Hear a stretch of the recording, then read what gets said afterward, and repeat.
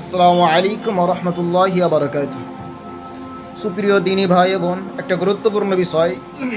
এখন বর্তমানে দেখতে পাওয়া যায় যে অনেক মুসলমান রয়েছে যারা না বুঝে না জেনে যাকে তাকে মসজিদ মাদ্রাসার ক্যাশিয়ার সেক্রেটারি বানিয়ে দিচ্ছে, তাই না? আর এখন বর্তমানে ক্যাশিয়ার তাকে বানানো হচ্ছে, মসজিদ মাদ্রাসার ক্যাশিয়ার তাকে বানানো হচ্ছে যার টাকা বেশি। মসজিদ মাদ্রাসার ক্যাশিয়ার তাকে বানানো হচ্ছে যে সুদখোর। মসজিদ মাদ্রাসার ক্যাশিয়ার তাকে বানানো হচ্ছে যে ইসলাম বুঝে না। মসজিদ মাদ্রাসার সেক্রেটারি তাকেই বুঝে বানানো হচ্ছে যার মুখে দাড়ি নেই।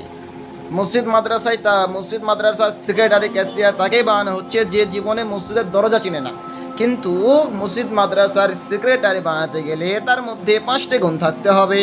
একথা আমি বলছি না, স্বয়ং আল্লাহ সুবহানাহু ওয়া তাআলা তার কিতাবের মধ্যে বলছেন। মহাগ্রন্থ আল কোরআন সূরাতুত তাওবা 18 নম্বর আয়াতের মধ্যে আল্লাহ সুবহানাহু ওয়া তাআলা বলছেন, ইন্নামা ইয়ামুরু মাসাজিদাল্লাহি মান আমানা বিল্লাহ ওয়াল ইয়াউমিল আখির ওয়া আকামাস সালাহ ওয়া আতাজ যাকাহ ওয়া লাম ইয়াখশা ইল্লাল্লাহ। আল্লাহ সুবহানাহু ওয়া তাআলা বলছেন, মসজিদ তো আবাদ করবে তারাই আমানা বিল্লাহ, যারা আল্লাহর প্রতি ঈমান নিয়ে এসেছে, ওয়াল ইয়াউমিল আখির এবং আখিরাতের প্রতি ঈমান নিয়ে এসেছে, ওয়া আকামাস সালাহ এবং সালাত আদায় করে, ওয়া আতাজ যাকাহ এবং যাকাত প্রদান করে, ওয়া লাম ইয়াখশা ইল্লাল্লাহ এবং আল্লাহ ব্যতীত অন্য কাউকে ভয় করে না। এই 5টি গুণ যদি আমি আপনি কারোর মধ্যে দেখতে পাই, তবেই তাকে মসজিদের সভাপতি, মসজিদের ক্যাশিয়ার, মসজিদের কমিটি বানাবো ইনশাআল্লাহুল আজিজ।